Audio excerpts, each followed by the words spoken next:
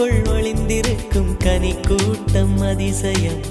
வண்ணத்து பூச்சி உடம்பில் ஓவியங்கள் அதிசயம். துளை செல்லும் காற்று மெல்லிசையாதல் அதிசயம்.